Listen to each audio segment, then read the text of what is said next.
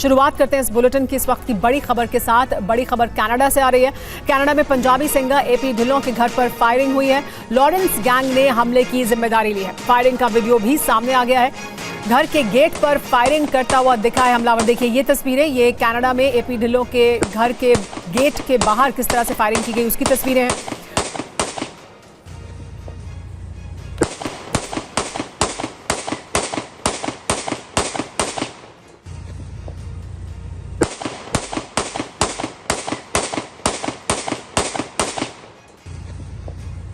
तो देखिए ये जो हमला हुआ है सिंगर एपी ढिल्लों के घर पर कनाडा में, उसकी जिम्मेदारी लॉरेंस गैंग ने ली है। उनकी तरफ से कहा गया है कि ये फायरिंग उनकी तरफ से की गई। और देखिए किस तरह से ताबड़तोड़ फायरिंग की जा रही है एपी ढिल्लों के घर के दरवाजे पर। ये कनाडा में सिंगर एपी ढिल्लों के घर के बाहर की तस्वीरें हैं। हमलावर को साफ तौर पर देखा जा सकता है फायरिंग करते हुए। इस पर और ज्यादा जानकारी के लिए हमारे साथ जुड़ गए टीवी 9 भारतवर्ष संवाददाता जितेंद्र शर्मा। जितेंद्र, क्या और जानकारी मिल रही है? इस फायरिंग के बाद क्या कुछ हुआ है? लॉरेंस गैंग की तरफ से क्या कहा गया? जी बिल्कुल, देखिए लॉरेंस के बेहद करीबी रोहित गोदारा ने एक सोशल मीडिया पोस्ट पर इस बात की जिम्मेदारी ली है। उसने पोस्ट के अंदर लिखा है कि 1 सितंबर को जो कनाडा के 2 इलाकों में, यानी कि एक तो विक्टोरिया आइलैंड और दूसरा वुड ब्रिज टोरंटो में 2 जगहों पर जो फायरिंग हुई है 1 सितंबर की रात को, उसकी जिम्मेदारी हम लेते हैं। इसके अलावा जो विक्टोरिया आइलैंड है वहाँ पर एपी ढिल्लों का घर है। और जो तस्वीरें इस वक्त हम आपको दिखा रहे हैं, जो फुटेज हम आपको दिखा रहे हैं, वो फुटेज दरअसल वुड ब्रिज टोरंटो की है। वो एपी ढिल्लों के घर की नहीं है, वो दूसरे जगह की वीडियो है। और इन दोनों जगहों पर फायरिंग की गई है। और एपी ढिल्लों जो है इसमें पोस्ट के अंदर साफ तौर पर लिखा है कि वो सलमान खान के बेहद करीबी हैं और इसका अंजाम उन्हें भुगतना पड़ेगा। तो इस चीज़ की, इस तरीके की धमकी फिलहाल इस वीडियो के अंदर दी जा रही है। तो एक तरीके से कहा जा सकता है कि ना सिर्फ देश के अंदर बल्कि विदेश में भी इस वक्त लॉरेंस गैंग जो है वो पूरे तरीके से एक्टिव है। लगातार जो उनके विरोधी हैं उनको टारगेट किया जा रहा है। और 1 सितंबर की रात को ये जो 2 इलाकों में लगातार फायरिंग हुई, ये जो फायरिंग रोहित गोदारा के करीबियों ने किया, फिर उसके गुर्गों ने की, इनका बाकायदा वीडियो शूट किया गया। और उस वीडियो को सोशल मीडिया पर डालकर कहीं ना कहीं सीधे तौर पर धमकाने की कोशिश की जा रही है, जिसको लेकर भारतीय जांच एजेंसियां फिलहाल जांच में जुटी हुई हैं। इसके अलावा अभी तक कनाडा पुलिस की तरफ से इस बारे में कोई भी प्रतिक्रिया नहीं दी गई है। जी बिल्कुल जितेंद्र, शुक्रिया आपका इस जानकारी के लिए। एक बार फिर दिखाना चाहेंगे अपने दर्शकों को ये तस्वीरें पंजाबी सिंगर एपी ढिल्लों के घर पर किस तरह से फायरिंग की गई है। ये तस्वीरें आप देख सकते हैं। लॉरेंस बिश्नोई के निशाने पर पंजाबी सिंगर न सिर्फ निशाने पर बल्कि ये दिखाने बताने की कोशिश भी की गई है, धमकाने की कोशिश की गई है इस तरह की फायरिंग के जरिए। खास बात यह है कि कनाडा में पंजाबी सिंगर के घर का जो गेट है वहां पर एक हमलावर ने आकर गोलियां चलाई हैं, लेकिन अभी तक कनाडा पुलिस की तरफ से कोई रिएक्शन सामने नहीं आया। ये तस्वीरें एक बार फिर देखिए।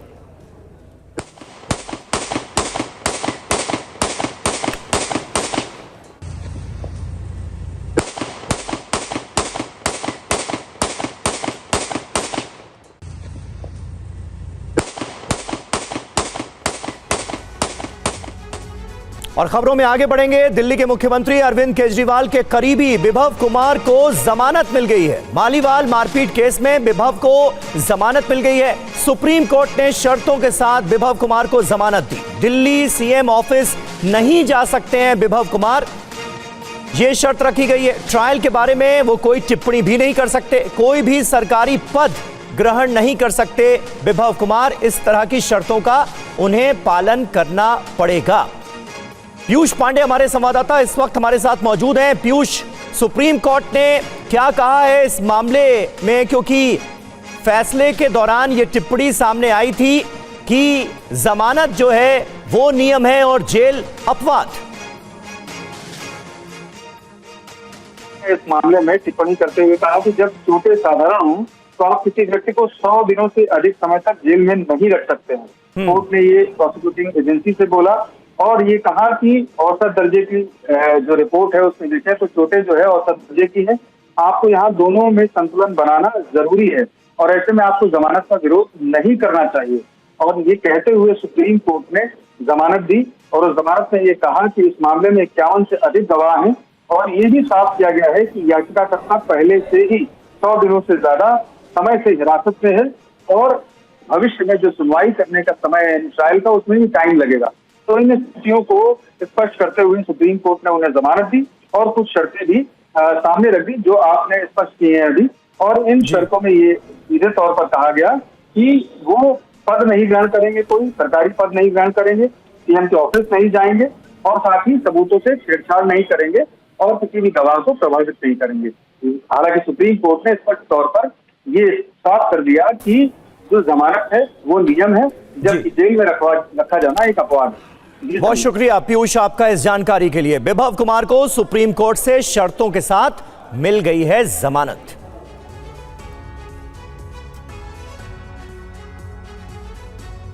तो जहां एक तरफ विभव कुमार को जमानत मिली है, वहीं दिल्ली के ओखला से आम आदमी पार्टी के विधायक अमानतुल्लाह खान को ईडी ने गिरफ्तार कर लिया है। ईडी विधायक से Delhi Waqf board money laundering case में पूछताछ कर रही है। आम आदमी पार्टी से ओखला के विधायक अमानतुल्लाह खान के घर पर 6 घंटे पूछताछ करने के लिए ईडी ने उन्हें गिरफ्तार कर लिया। विधायक पर वक्फ बोर्ड भर्ती में हुई गड़बड़ियों और उससे जुड़ी संपत्तियों को अवैध तरीके से किराए पर देने का आरोप है। गिरफ्तारी से पहले अमानतुल्लाह खान ने कहा कि उनके खिलाफ फर्जी मुकदमा किया गया है। सिर्फ इनका मकसद मुझे गिरफ्तार करना है, हमारे कामों को रोकना है। पिछले 2 साल से मुस्तकिल ये लोग मुझे परेशान कर रहे हैं, फर्जी मुकदमात लगा रहे हैं। सिर्फ इनका मकसद है कि हम लोगों को तोड़ना। अमानतुल्लाह खान की गिरफ्तारी के बाद सांसद संजय सिंह उनके परिवार से मिलने पहुंचे और आरोप लगाया कि ईडी ने विधायक के साथ गुंडागर्दी की है। उनके साथ आज बहुत गलत व्यवहार किया ईडी और पुलिस ने, और साफ तौर पे कहा कि उन्हें तुम्हारे घर का ताला काट देंगे, दरवाजा काट देंगे, पूरी गुंडागर्दी हुई है। ईडी ने हाल ही में अदालत के सामने शिकायत की थी कि वो पूछताछ के लिए एजेंसी के सामने हाजिर नहीं हो रहे हैं। आप विधायक पर अवैध तरीके से वक्फ की जमीन लीज पर देने और नियमों की अनदेखी कर 32 लोगों को नियुक्त करने का आरोप है। दिल्ली सरकार में मंत्री सौरभ भारद्वाज ने कहा है कि जांच एजेंसियां गड़े हुए मुर्दे निकाल रही हैं। बीजेपी नेता और केंद्रीय मंत्री गिरिराज सिंह ने आरोप लगाया कि आम आदमी पार्टी अपराधियों से घिरी हुई पार्टी है। अब वही मामला, वही सड़ा गड़ा मामला जो है उसको सीबीआई से जांच कराई साहब। सीबीआई ने भी जांच कर ली, सीबीआई ने भी चार्जशीट दे दी, पूछताछ कर ली, सब कुछ कर लिया। वहां भी साफ है कि कहीं पे एक आरोप ये नहीं है कि अमानतुल्लाह खान साहब ने किसी से पैसे लेके, रिश्वत लेके किसी को नौकरी दी हो। इरेगुलरिटी हो सकती है, कई भर्तियों के अंदर इरेगुलरिटी होती है। देखिए, आम आदमी पार्टी टोटल का टोटल अपराधियों से घिरा हुआ है, जिसका मुख्यमंत्री जेल में कोई पैसा घोटाला, कोई आर्म्स घोटाला, कोई रंगबाजी में। इसलिए कोई व्यक्ति कानून से बड़ा नहीं होता है। अगर अमानतुल्लाह को, वहाँ के विधायक, अगर उसके ऊपर कोई चार्ज है तो कोर्ट में उसका फैसला होगा। और बीजेपी ने ईडी की कार्रवाई को जायज बताया। दिल्ली बीजेपी अध्यक्ष वीरेंद्र सचदेवा ने कहा कि आम आदमी पार्टी का पूरा चरित्र ही भ्रष्टाचारी है। इस ईडी के सर्च को आप कैसे देखते हैं? जांच एजेंसी अपना काम कर रही है और ये पब्लिक डोमेन में है कि किस तरह से अमानतुल्लाह खान ने दिल्ली वक्फ बोर्ड में नाजायज भर्तियां की हैं, घोटाले किए हैं, भ्रष्टाचार किए हैं। और जब आप चोरी करते हैं तो फिर आपको कानून को जवाब भी देना पड़ेगा। तो ये बात अमानतुल्लाह खान और आम आदमी पार्टी के उन सब नेताओं को समझना चाहिए जो बहुत जल्दी बड़ा बनने की चाह में गलत काम करते हैं, तो कानून को जवाब देना पड़ेगा। तो बीजेपी का सदस्यता अभियान जिसकी शुरुआत हो चुकी है, सीधे तस्वीरें हम आपको दिखाते हैं वहीं की। प्रधानमंत्री मोदी बीजेपी मुख्यालय पहुंच चुके हैं, उनके साथ पार्टी अध्यक्ष जेपी नड्डा नजर आ रहे हैं। पीएम मोदी बीजेपी मुख्यालय पहुंचे हैं, जिसे लगातार इंतजार किया जा रहा था इस घड़ी का। बीजेपी कार्यकर्ताओं की तरफ से 51 दिनों तक ये सदस्यता अभियान चलने वाला है। 10 करोड़ नए सदस्य बनाने का टारगेट है और ऐसे में इस अभियान की शुरुआत प्रधानमंत्री के सदस्यता ग्रहण करने के साथ होगी। प्रधानमंत्री मोदी बीजेपी के पहले सदस्य बनेंगे। बीजेपी अध्यक्ष जेपी नड्डा, रक्षा मंत्री राजनाथ सिंह समेत बड़े नेता बीजेपी ऑफिस पहुंचे हैं, जिसकी तस्वीरें आनी शुरू हो गई हैं। और किस तरह से एक ऐसी पार्टी जो 2 से आज 3 बार किस तरह से प्रचंड बहुमत के साथ आगे इस वक्त राज करने की तरफ तेजी से बढ़ती दिख रही है। अमित शाह ने इस सदस्यता अभियान को लेकर क्या कहा है, पहले वो सुनवाते हैं आपको। मित्रों, आज भारतीय जनता पार्टी के सभी शुभेच्छक और कार्यकर्ताओं के लिए बहुत महत्वपूर्ण और शुभ दिन है। आज हमारी पार्टी का सदस्यता अभियान श्रीमान नरेंद्र मोदी जी और जेपी नड्डा जी शुरू कराएंगे।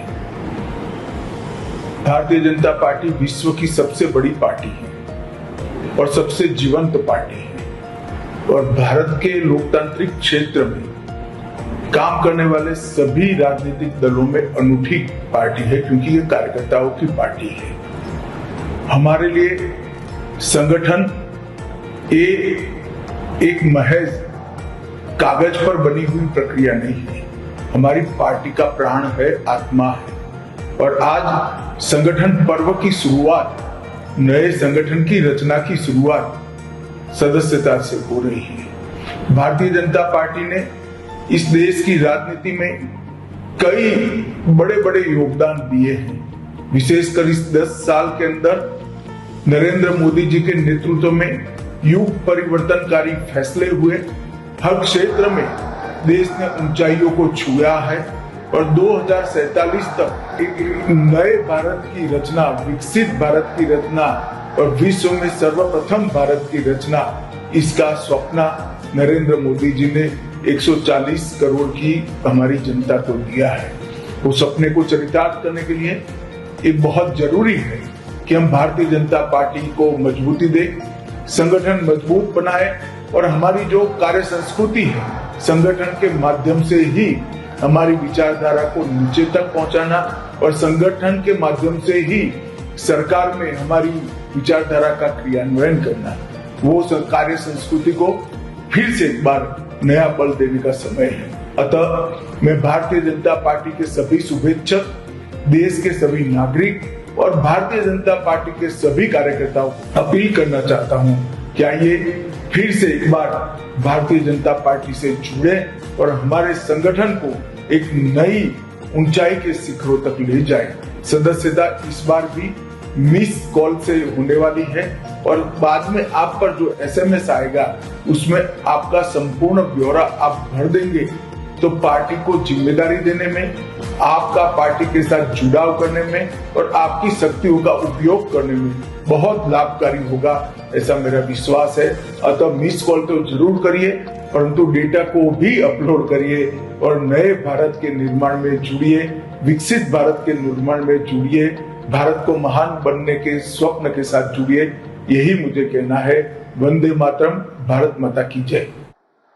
भाजपा जिंदाबाद।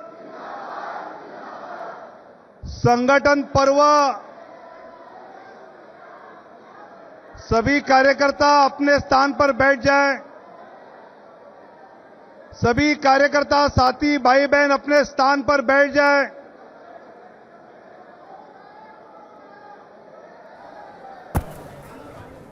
तो 2024 सदस्यता अभियान की शुरुआत कर दी गई। बीजेपी के हमारे साथ TV9 भारतवर्ष संवाददाता आनंद प्रकाश पांडे जुड़ गए हैं। आनंद, एक बड़ा लक्ष्य रखा गया है 10 करोड़ सदस्य जोड़ने के लिए। क्या क्या बड़े कार्यक्रम इस अभियान के तहत बीजेपी द्वारा किए जाएंगे और रखे जाएंगे ताकि ज्यादा से ज्यादा लोग जुड़ सकें? जी बिल्कुल, बीजेपी ने अपने लाखों कार्यकर्ताओं को ट्रेनिंग दी है, एक वर्कशॉप कराया है। बीजेपी ने देश भर में अलग अलग राज्यों में और वहाँ पे कार्यकर्ताओं को ट्रेनिंग दी है कि कैसे मेंबरशिप ड्राइव को आगे चलाना है। आज मेंबरशिप ड्राइव लॉन्च हो के प्रधानमंत्री नरेंद्र मोदी मिस कॉल के जरिए पहले सदस्य बनेंगे। बीजेपी ने इसके लिए एक नंबर भी जारी किया, 88002024 और इस नंबर पर मिस कॉल दे के कोई भी बीजेपी के सदस्य बन सकता है। इसके अलावा आप नमो ऐप पर भी जा सकते हो, BJP.org जो बीजेपी की वेबसाइट उस पर भी जा सकते हो। इसके अलावा एक बारकोड भी दिया गया, बारकोड भी स्कैन करके आप बीजेपी की सदस्यता ले सकते हो। चूंकि ऑफलाइन और ऑनलाइन दोनों माध्यम से बीजेपी ने इस बार ऑप्शन दिया है कि आप बीजेपी के सदस्य बन सकते हो। और जो पुराने नेता हैं, मसलन प्रधानमंत्री नरेंद्र मोदी, जेपी नड्डा, ये लोग अपनी जो सदस्यता है उसका नवीनीकरण करेंगे। यानी कि पार्टी संविधान के मुताबिक आपको 6 साल में अपनी सदस्यता का नवीनीकरण करना पड़ता है। तो प्रधानमंत्री नरेंद्र मोदी मिस कॉल के जरिए अपनी सदस्यता का नवीनीकरण करेंगे और पहले सदस्य बनेंगे। इसके अलावा तमाम बीजेपी के जो मुख्यमंत्री हैं वो भी इसी प्रक्रिया दोहराएंगे। कल योगी आदित्यनाथ समेत तमाम बीजेपी के जो मुख्यमंत्री हैं वो इस कार्य को करेंगे। इसके अलावा जो बीजेपी के वरिष्ठ नेता हैं मुरली मनोहर जोशी, लालकृष्ण आडवाणी समेत जो पार्टी के पुराने नेता हैं, वरिष्ठ नेता हैं, उनके यहाँ बीजेपी के कार्यकर्ता जाएंगे और वहाँ पे उनसे नवीनीकरण का जो फॉर्म है वो भरवाएंगे। और जैसा कि आपने बताया कि बीजेपी ने इस बार 10 करोड़ नए मेंबर्स बनाने का टारगेट रखा है। जब अमित शाह बीजेपी के अध्यक्ष थे तब 11 करोड़ मेंबर बनाए थे बीजेपी ने, और फिर जेपी नड्डा यानी कि 2019 में बीजेपी ने 7 करोड़ सदस्य बनाए थे। और चूंकि कोविड था बीच में इसलिए ज़्यादा मेंबरशिप ड्राइव नहीं चल पाई, लेकिन इस बार बीजेपी ने टारगेट रखा है 10 करोड़ नए सदस्य बनाने का। और ऐसे में बीजेपी के दावे पे भरोसा जी आनंद, और एक बार सुन लेते हैं, इस वक्त जेपी नड्डा संबोधित कर रहे हैं सम्मेलन को। भारत माता की। आज के इस संगठन पर्व के अवसर पर मंच पर उपस्थित हम सबके प्रिय नेता, भारत के यशस्वी प्रधानमंत्री आदरणीय श्री नरेंद्र मोदी जी, भारत के रक्षा मंत्री श्री राजनाथ सिंह जी, भारत के गृह मंत्री श्री अमित भाई शाह जी, यहां उपस्थित सभी मंत्रीगण, हमारे राष्ट्रीय पदाधिकारीगण, हमारे दिल्ली के प्रदेश के सभी पदाधिकारीगण और इतनी बड़ी संख्या में एकत्र आए यहां पर इस संगठन पर्व के अवसर पर उपस्थित हमारे कार्यकर्ता बंधु, जितने यहां बैठे हैं इससे तिगुने नीचे बेसमेंट में वो हम सब के साथ शामिल हुए हैं, उन सब भाइयों को भी, और जो देश भर के कार्यालयों से जुड़े हुए और विभिन्न मंडलों से जुड़े हुए देश भर के कार्यकर्ताओं को आज के इस संगठन पर्व के अवसर पर बहुत बहुत अभिनंदन और बहुत बहुत बधाई।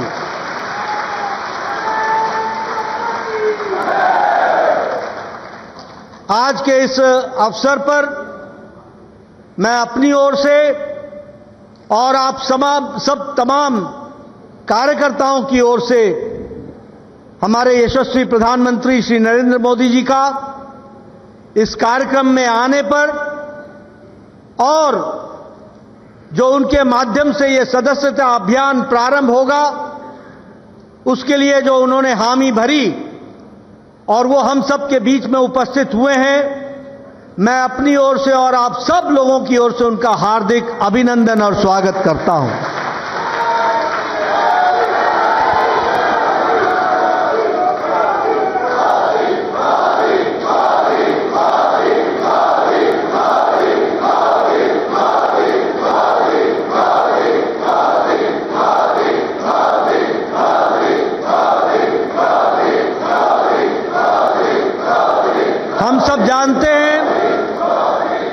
हम सब जानते हैं कि प्रधानमंत्री जी देश के प्रधान सेवक होने के नाते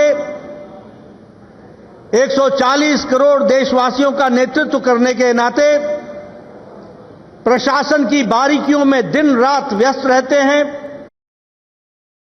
यूपी, मध्य प्रदेश और राजस्थान में हुए बुलडोजर एक्शन पर सुप्रीम कोर्ट ने बड़ी टिप्पणी की है। मामले की अगली सुनवाई 17 सितंबर को होगी।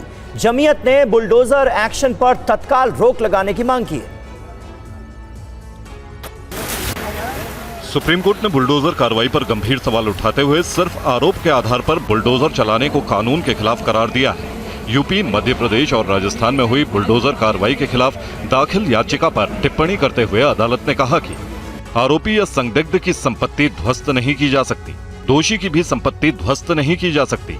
हम दिशा निर्देश जारी करेंगे। जाहिर तौर पर नियमों का उल्लंघन हुआ है।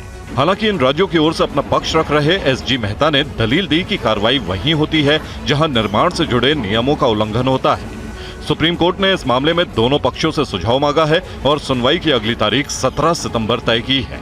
जमीयत उलेमाए हिंद ने अपनी याचिका में कहा था कि बुलडोजर एक्शन सिर्फ मुस्लिम समुदाय के खिलाफ किया जा रहा है। कांग्रेस सांसद इमरान प्रतापगढ़ी ने अदालत की टिप्पणी का स्वागत किया है।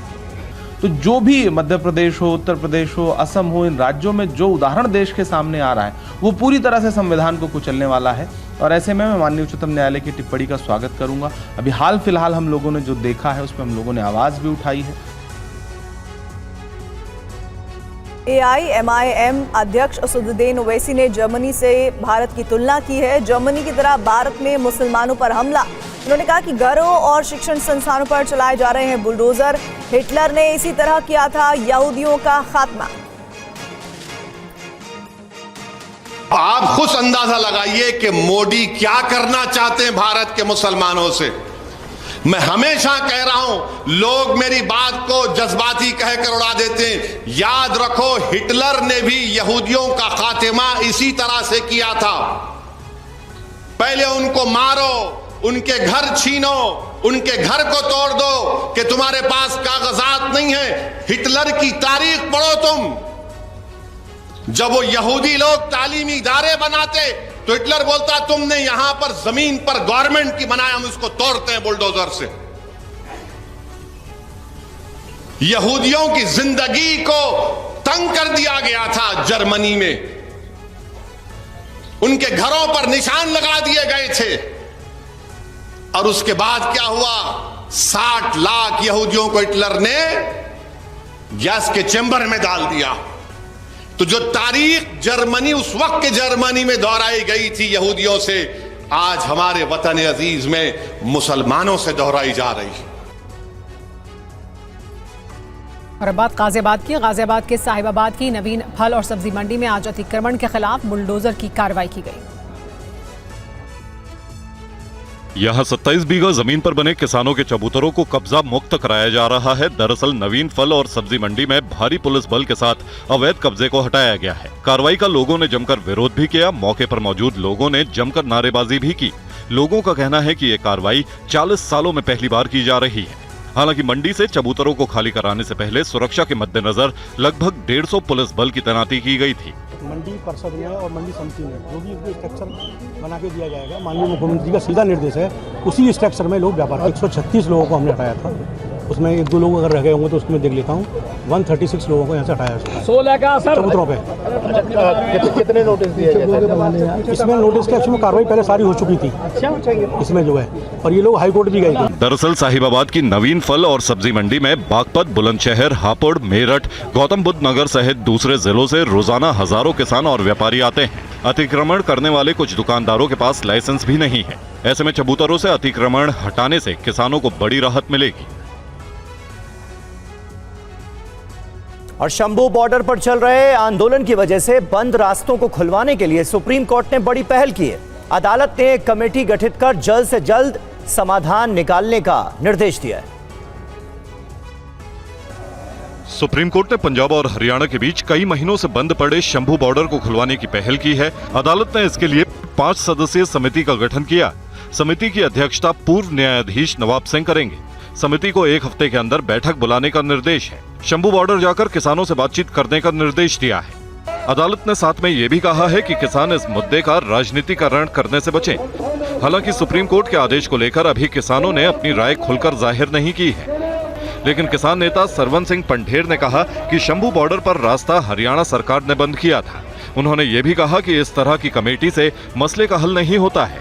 जो बात सरकार सीधा करके हल नहीं करा सकी, वो कमेटी कैसे करवा देगी? मेरी व्यक्तिगत राय है, कमेटियां मसलों को ठंडे बस्ते में डालने के लिए होती हैं और मसलों को, आंदोलन को खत्म कराने के लिए होती हैं। शंभू बॉर्डर पर किसानों के इस आंदोलन को कुछ दिन पहले 200 दिन पूरे हुए हैं। कोलकाता में महिला trainee doctor rape murder case में गिरी ममता सरकार की मुश्किलें कम होने का नाम नहीं ले रही थी। बीजेपी की महिला मोर्चा ने विरोध प्रदर्शन किया है और सीएम ममता बनर्जी का इस्तीफा मांगा है। विरोध प्रदर्शन के दौरान बीजेपी की महिला मोर्चा के नेताओं की पुलिस के खिलाफ धक्का मुक्की भी हुई, जिसके खिलाफ वे धरने पर बैठ गए और नारेबाजी करने लगे। बीजेपी नेता लॉकेट चटर्जी ने कहा कि पुलिस ने रोकने की कोशिश की, लेकिन वो लोग बैरिकेड तोड़कर आगे बढ़ गए। बीजेपी का कहना है कि जब तक समाधान नहीं मिलेगा तब तक हर कोने में ऐसे विरोध प्रदर्शन होते रहेंगे। बंगाल के कई जिलों में आज बीजेपी ने विरोध प्रदर्शन किया, तो वहीं कोलकाता में जूनियर डॉक्टर भी विरोध प्रदर्शन करते नजर आए और पुलिस और ममता सरकार के खिलाफ नाराजगी जताई। इस बीच ममता सरकार को सुप्रीम कोर्ट से बड़ा झटका लगा है। पश्चिम बंगाल के छात्र नेता सायन लहिरी की जमानत के खिलाफ दायर ममता सरकार की याचिका को सुप्रीम कोर्ट ने खारिज कर दिया। Sayan Lahiri Kolkata rape murder case में न्याय की मांग करने वाले नबना मार्च के आयोजकों में से एक। कलकत्ता हाईकोर्ट ने बीते शुक्रवार को उन्हें जमानत दे दी थी। इस आदेश को ममता सरकार ने सुप्रीम कोर्ट में चुनौती दी थी। बंगाल सरकार का कहना था कि शांतिपूर्ण विरोध प्रदर्शन की आड़ में लहिरी ने हिंसक आंदोलन को बढ़ावा दिया था।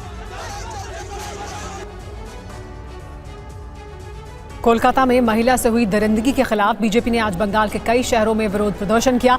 बीजेपी कार्यकर्ता बड़ी संख्या में सड़क पर उतरे और ममता सरकार के खिलाफ अपना गुस्सा जाहिर किया।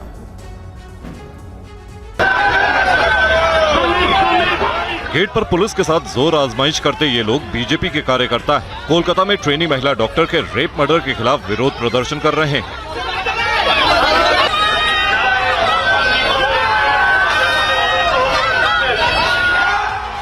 बीजेपी के कार्यकर्ताओं ने आज कोलकाता के साथ ही सिलीगुड़ी में भी जमकर विरोध प्रदर्शन किया।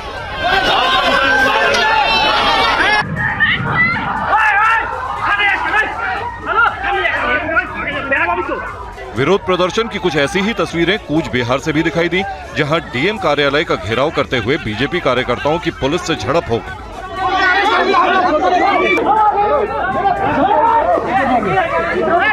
अलीपुर में भी बीजेपी कार्यकर्ताओं ने विरोध प्रदर्शन किया। पुलिस ने प्रदर्शनकारियों को तितर बितर करने के लिए पानी की बौछारों का इस्तेमाल किया। अलीपुर में डीएम कार्यालय के बाहर विरोध प्रदर्शन किया गया।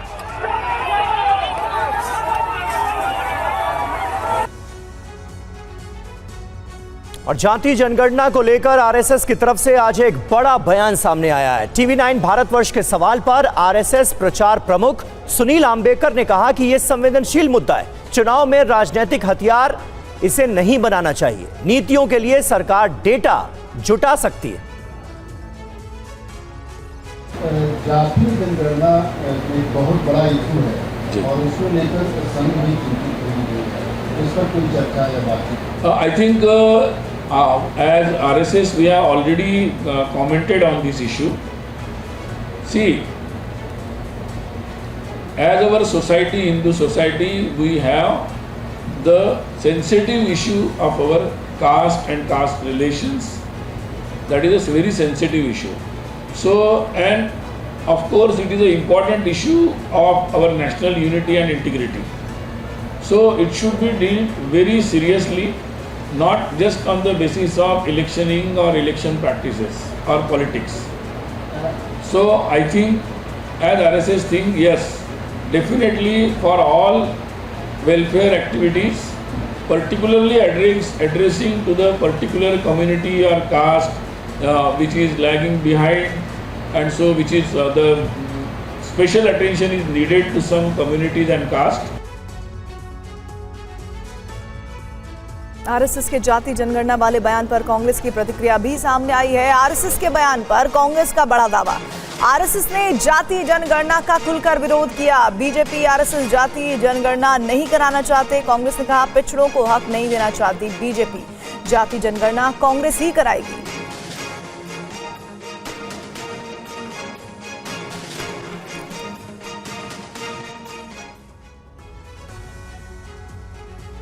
हिंडनबर्ग रिपोर्ट के बाद अब कांग्रेस ने सेबी माधवीपुरी बुच पर नए आरोप लगाए हैं। कांग्रेस प्रवक्ता पवन खेड़ा ने दावा किया है कि माधवीपुरी बुच एक साथ 3 जगहों से तनख्वाह ले रही थी। देखिए पूरी खबर क्या है। कांग्रेस ने सेबी की चेयरमैन माधवी बुच पर गंभीर आरोप लगाए हैं। पवन खेड़ा ने दावा किया है कि सेबी की मेंबर रहते माधवी बुच ने आईसीआईसीआई बैंक से 2017 से 2019 तक 16 करोड़ से ज्यादा सैलरी ली। 2017 से 2024 के बीच में रेगुलर इनकम आईसीआईसीआई बैंक से ले रही थी 16 करोड़ 80 लाख। आप सेबी की ओल्ड टाइम मेंबर हैं, आप आईसीआईसीआई से तनख्वाह क्यों ले रही थी, हम ये जानना चाहते हैं। आईसीआईसीआई प्रूडेंशियल से ले रही थी, तो बैंक से ले रही हैं, प्रूडेंशियल से ले रही हैं, और ईसॉप आप सब समझते हैं ईसॉप, और ईसॉप पे जो टीडीएस था वो भी आईसीआईसीआई ही दे रहा था। कांग्रेस नेता ने यह भी आरोप लगाया कि सेबी चीफ 3 जगह से वेतन ले रही थी। उन्होंने कहा कि Madhavi ICICI bank, ICICI prudential और सेबी से सैलरी ले रही थी। इससे पहले शॉर्ट सेलिंग कंपनी हिंडनबर्ग की एक रिपोर्ट में आरोप लगाए गए थे कि सेबी चेयरमैन ने अडानी की शेल कंपनियों में पैसे लगा रखे हैं। हालांकि सेबी ने इन आरोपों को बेबुनियाद बताया था। और एक बार फिर आपको लिए चलते हैं बीजेपी के सदस्यता अभियान समारोह में। गृह मंत्री अमित शाह इस वक्त क्या कह रहे हैं, सुनते हैं। मोदी जी, हमारे राष्ट्रीय अध्यक्ष जिनके नेतृत्व में इस सदस्यता अभियान और संगठन पर्व का पूरा काम करने का हम सब कार्यकर्ताओं ने निर्णय किया है, ऐसे नड्डा जी, हमारे पूर्व राष्ट्रीय अध्यक्ष और अभी देश के रक्षा मंत्री श्रीमान राजनाथ सिंह जी, और आज इस सभागार और देश भर में फैले हुए हमारे कार्यालयों में बैठे हुए सभी कार्यकर्ता भाइयों बहनों, आप सभी को राम राम नमस्कार। मित्रों, आज हम सब भारतीय जनता पार्टी के कार्यकर्ता और देश भर में फैले हुए करोड़ों भाजपा के शुभचिंतकों के लिए एक शुभ दिन है, क्योंकि आज ही मोदी जी के सदस्यता लेते ही हमारा 2024 का सदस्यता अभियान एक प्रकार से फिर से चालू होगा और वो अपने गंतव्य स्थान पर पहुंचेगा। जैसे नड्डा जी ने बताया, हमारी पार्टी विश्व की सबसे बड़ी पार्टी तो है ही, मगर पूरे राजनीतिक दलों में एक प्रकार से अनूठी पार्टी, क्योंकि कोई राजनीतिक दल आज भारत के राजनीतिक मानचित्र में देखे तो 1500 से ज्यादा राजनीतिक दलों में कोई राजनीतिक दल लोकतांत्रिक तरीके से विश्वास के साथ, खुलेपन के साथ, सातत्यपूर्ण तरीके से हर 6 साल में अपनी सदस्यता अभियान को नहीं करता है। केवल और केवल हम अकेले ऐसी पार्टी है, भारतीय जनता पार्टी, जिसका हमें गौरव है कि हमने ये परंपरा को अक्षुण्ण रखकर हमेशा के लिए आगे बढ़ाने का काम करा है।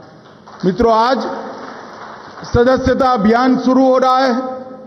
आज भारतीय जनता पार्टी के कई कार्यकर्ता आज से लेकर सदस्यता अभियान के समारोह तक फिर से सदस्यता लेंगे। कई सारे शुभेच्छक हमारे कार्यकर्ता बनेंगे, सदस्यता लेंगे और ये धीरे धीरे पार्टी में इस प्रकार से अपने आप को समाहित कर। ये पार्टी में कार्यकर्ता ये कोई महज सदस्यता का एक अंक नहीं है। हमारे यहां कार्यकर्ता एक जीवंत इकाई है। हमारे यहां कार्यकर्ता विचारधारा का वाहक है। हमारे यहां कार्यकर्ता कार्य संस्कृति का पोषक है और हमारे कार्यकर्ता सरकार और संगठन के बीच में कड़ी का भी काम करते हैं, जो सरकार को हमेशा जनता के साथ जोड़कर रखता है। मित्रों, कार्यकर्ताओं के इस जनता के जुड़ाव के कारण ही सशक्त और समृद्ध भारत के निर्माण का स्वप्न हमने चरितार्थ करना है। 1950 से जो हमारा कारवां चला है, हम बहुत छोटी इकाई थे। वहां से लेकर राष्ट्र की सबसे बड़ी पार्टी बने तब तक हर चुनाव में हमने भारत माता की जय के जयकारे के साथ हमारे विरोधियों को हमेशा हमेशा ललकारा है। और ये जो हमारा उत्साह है, ये उत्साह एक जीवंत संगठन से आता है। जब सदस्यता अभियान शुरू होता है तब यहां पर यही हॉल में एक कार्यशाला हुई थी। उस वक्त मैंने कहा था कि हमारा सदस्यता अभियान सर्वस्पर्शीय और सर्वसमावेशक होना चाहिए। सर्वस्पर्शीय से हर एक बूथ के अंदर, कोई बूथ कहीं पर भी देश के पहाड़ पर हो, जंगलों में हो, द्वीपों में हो, कोई बूथ अछूता नहीं रहना चाहिए। और सर्वसमावेशक से हमारा मतलब है हर एज, हर ग्रुप, हर जाति, हर मजहब, हर एक व्यक्ति को भारतीय जनता पार्टी में समावेश करने के लिए ये हमारा सदस्यता अभियान आगे बढ़ना चाहिए। पूरा कार्य योजना बना है, नड्डा जी ने बनाया है और मैं बड़े विश्वास के साथ कहना चाहता हूं कि इस बार भी 14 की भांति हम 10 करोड़ की सदस्यता के लक्ष्य को देखते देखते पार कर देंगे। मित्रों, भारतीय जनता पार्टी एक प्रकार से एक विचारधारा को लेकर चली।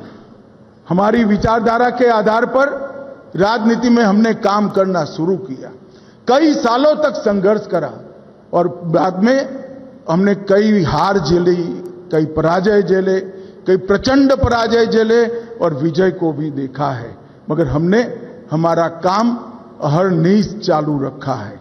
विगत 10 साल के अंदर श्री मोदी जी के नेतृत्व में हमने 60 करोड़ गरीबों को घर, बिजली, शौचालय, राशन, गैस और 5 लाख तक का आरोग्य की सभी सुविधाएं दी हैं। ग्रामीण विकास हो, शहरी विकास हो, ऊर्जा का क्षेत्र हो, अंतरिक्ष का क्षेत्र हो, डिजिटलाइजेशन हो, इंफ्रास्ट्रक्चर को मजबूत बनाना हो, आंतरिक और बाह्य सुरक्षा को मजबूत करना हो, स्वास्थ्य का क्षेत्र हो या शिक्षा में नई शिक्षा नीति लानी हो, हर क्षेत्र में इस 10 साल में देश ने नई ऊंचाइयों को हासिल कर आज विश्व में अपना स्थान बनाया है। ये हम सब कार्यकर्ताओं के लिए गौरव का विषय है। और आज 10 साल में जिनके नेतृत्व में और जिनकी रहनुमाई में हमने सारे लक्ष्य हासिल किए, हमारे कई सारे देश के लंबित मुद्दे, चाहे राम जन्मभूमि पर राम मंदिर बनाना हो, धारा 370 को समाप्त करना हो, यूसीसी का आगाज करना हो, ट्रिपल तलाक को समाप्त करना हो या काशी विश्वनाथ में कॉरिडोर बनाना हो, ये सारा काम भी मोदी जी के नेतृत्व में ही 10 साल में पूरा हुआ है। मैं भी गुजरात से आता हूं, आज देश भर के कार्यकर्ता सुन रहे हैं। मेरा एक अनुभव मोदी जी का संगठन के प्रति दृष्टि और संगठन के प्रति विश्वास कैसा होता है बताना चाहता हूं। मित्रों, पूरे देश भर में भारतीय जनता पार्टी के इतिहास में कार्यकर्ता को इंस्टीट्यूशन बनाना का काम और सदस्यता को इंस्टीट्यूशनलाइज करने का काम, संस्थागत करने का काम अगर किसी एक व्यक्ति ने किया है तो नरेंद्र मोदी जी। लेट 80 के दशक में मोदी जी संगठन मंत्री बने गुजरात के। हमारी पर्चियां तो पहले ही भी कटती थी और ढेरों कार्यालय में पड़ी रहती थी, कभी इसके रजिस्टर नहीं होते थे। मैं उस अभियान का हिस्सा था, मैं सह इंचार्ज था, आनंदीबेन हमारी इंचार्ज थी। मुझे आज भी याद है कि मोदी जी ने दिन रात अहरनिश 45 दिन पूरी रात गाड़ी में ट्रैवल करते हुए सदस्यता अभियान को इंस्टीट्यूशनलाइज करा। न केवल हर सदस्य का डाटा रजिस्टर में रजिस्टर हुआ, इसका कंप्यूटराइजेशन हुआ। कितने किसान हैं, कितने युवा हैं, कितने ग्रेजुएट हैं, कितने महिलाएं हैं, कितने ग्रामीण हैं, कितना शहरी है, और एक सुंदर संगठन का दृश्य बनाया और उसमें से गुजरात का संगठन नया बना। मित्रों, हम सब के लिए ये संगठन के अंदर जान डालने का काम हम सब का बनता है। आज यहां पर आए हैं हम सब, तब हमारी सदस्यता का लक्ष्यांक नड्डा जी ने हमारे सामने रखा है और सदस्यता अभियान को पूर्ण कर संगठन पर्व होगा, नया संगठन बनेगा और फिर एक बार भारत विजय, भाजपा विजय का अभियान यहीं से शुरू होगा। और इस सच्चाई को कोई नकार नहीं सकता कि नेताओं की कथनी और करनी, नेताओं की वर्ड्स और डीड्स में अंतर होने के कारण भारत की राजनीति और भारत के नेताओं पर से जनता का विश्वास कम हुआ है। भारत की राजनीति में इसके पहले नेताओं की कथनी और करनी में अंतर होने के कारण जो विश्वास का संकट पैदा हुआ था, क्राइसिस ऑफ क्रेडिबिलिटी जो पैदा हुई थी, उस क्राइसिस ऑफ क्रेडिबिलिटी को, विश्वसनीयता के संकट को किसी ने चुनौती के रूप में स्वीकार किया है तो हमारे प्रधानमंत्री श्री नरेंद्र मोदी जी ने उसकी चुनौती के रूप में स्वीकार किया।